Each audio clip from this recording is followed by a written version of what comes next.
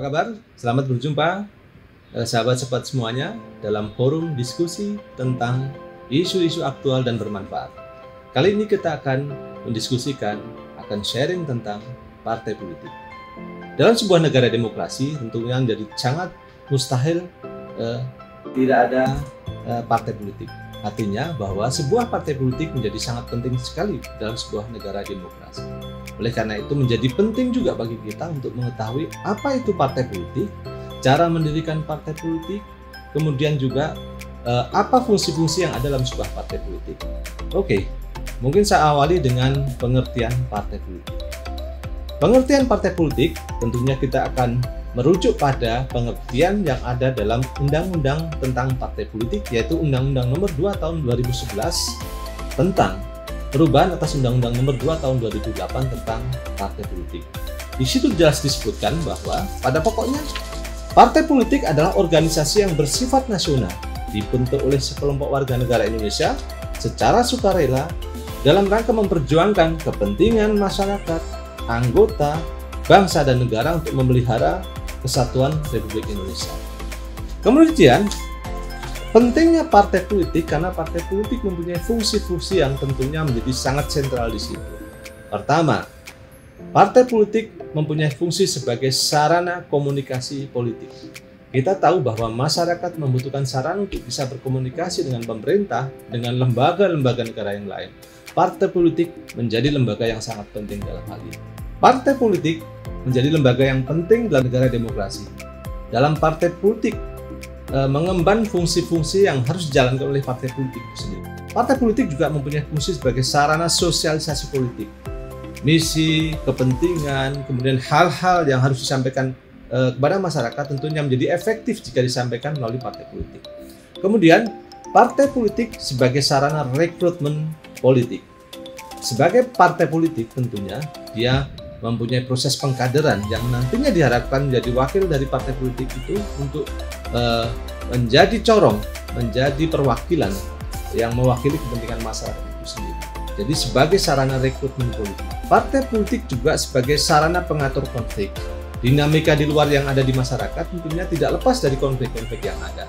Partai politik sebagai lembaga yang mewakili kelompok dan kepentingan tentunya menjadi sangat efektif untuk menyelesaikan persoalan dan konflik-konflik yang ada.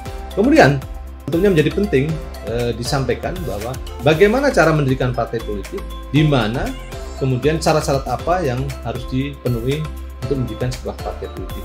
Oke, saya akan bicara tentang pendirian badan hukum partai politik. Untuk dapat mendirikan badan hukum partai politik tentunya harus mendapatkan pengesahan dari Kementerian Hukum dan HAM. Jadi, ada partai yang berbadan hukum dan ada partai yang tidak berbadan hukum. Bedanya apa? Partai yang berbadan hukum, dia bisa mengikuti pemilihan umum. Sedangkan kalau partai yang tidak berbadan hukum, tentunya tidak bisa mengikuti pemilihan umum. Nah, ini yang menjadi tugas dari Kementerian Hukum dan HAM. Apa yang dilakukan atau pelayanan apa yang ada di Kementerian Hukum dan HAM terkait dengan partai politik? Yang pertama, dia mengesahkan pendirian badan hukum partai politik, khususnya partai politik baru. Kemudian juga Kementerian Hukum dan HAM mengesahkan perubahan AD dan ART partai politik itu sendiri. Dan yang ketiga, mengesahkan adanya perubahan kepengurusan partai politik. Jadi setidaknya ada 3 tugas dan fungsi dari Kementerian Hukum dan HAM terkait dengan badan hukum partai politik.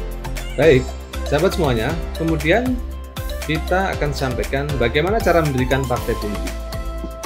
Cara mendirikan partai politik sesuai dengan ketentuan, partai politik didirikan atau dibentuk paling sedikit 30 orang warga negara Indonesia usia 21 tahun atau sudah kawin pada setiap provinsi. Kemudian dengan menyertakan 30% keterwakilan perempuan. Ini sesuatu yang baru dalam Undang-Undang Nomor 2 Tahun 2011, yaitu ada stressing tentang keterwakilan perempuan 30%.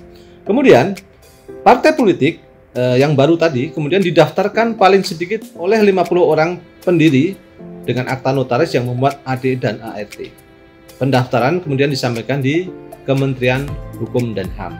Kementerian Hukum dan HAM nanti akan melakukan verifikasi terhadap persyaratan-persyaratan tersebut, baik secara administratif dan jika dimungkinkan nanti Kementerian Hukum dan HAM pun akan melakukan verifikasi secara faktual tentang keberadaan partai politik itu sendiri.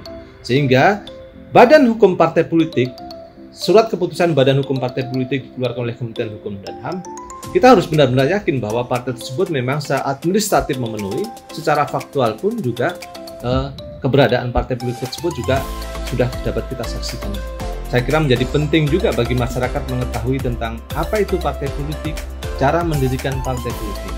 Ini tentunya terkait dengan peran dan fungsi-fungsi yang harus diemban oleh partai politik. Sehingga nantinya selain masyarakat paham tentang fungsi-fungsi dan pentingnya partai politik juga, yang menjadi penting juga nantinya akan lahir partai-partai politik yang memang sehat, berfungsi dengan baik di masyarakat, mempunyai banyak manfaat di masyarakat. Partai politik yang ada di Indonesia adalah partai yang berfungsi dengan baik, sehat, dan kemudian juga akan membawa manfaat bagi masyarakat.